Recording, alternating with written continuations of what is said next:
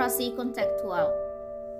Nama saya Nuni Nopita SPD dari CPG 0906 SD Negeri 098 Desa Baru Lumpur. Ki Hajar Dewantara merupakan seorang aktivis penggerak kemerdekaan, komunis, politis, dan pelopor pendidikan sejak zaman kolonial. Beliau merupakan Bapak Menteri Pendidikan pertama di Indonesia. Pada tanggal 2 Mei diperingatilah Hari Pendidikan Nasional bertepat dengan tanggal lahir Bapak Ki Hajar Dewantara yang merupakan dedikasi atas perjuangan beliau. Tipologi pendidikan Ki Hajar Dewantara dibagi menjadi 3 semboyan, yaitu ing ngarsa sung tulodo. Apabila kita berada di depan, kita mampu menjadi contoh atau teladan. Yang kedua, ing madya mangun karsa. Apabila kita berada di tengah, kita harus mampu memberi ide atau gagasan. Yang ketiga, tut huri handayani.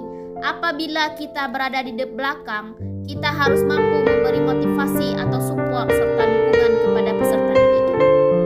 Filosofi pemikiran Ki Hajar Dewantara terbagi menjadi 3, yaitu pertama kodrat keadaan. Kodrat keadaan ini dibagi menjadi 2, yaitu kodrat alam.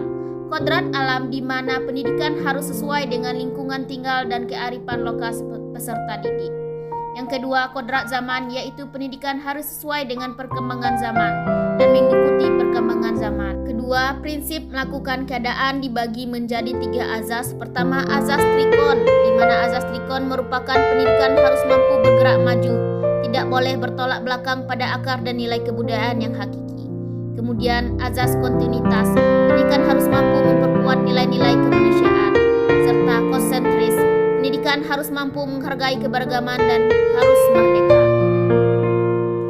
Budi pekerti, yaitu keseimbangan antara cipta, rasa, dan karsa, di mana pendidikan haruslah bersifat holistik atau seimbang, sehingga pendidikan ini harus berfokus pada anak-anak agar menghasilkan anak yang berbudi pekerti, sehingga mampu mengantarkan anak pada kebijaksanaan. Implementasi pemahaman Ki Hajar Dewantara. Sebagai seorang guru, saya harus mendorong siswa saya agar mandiri sehingga mereka mampu berpikir secara kritis dan merdeka dalam proses pembelajaran. Materi yang saya ajarkan harus bervariatif mengaitkan dengan kehidupan nyata. Saya mengajarkan TIK agar mereka mampu mengikuti perkembangan zaman. Kemudian saya membentuk karakter budi pekerti anak sehingga menghasilkan anak yang bijaksana.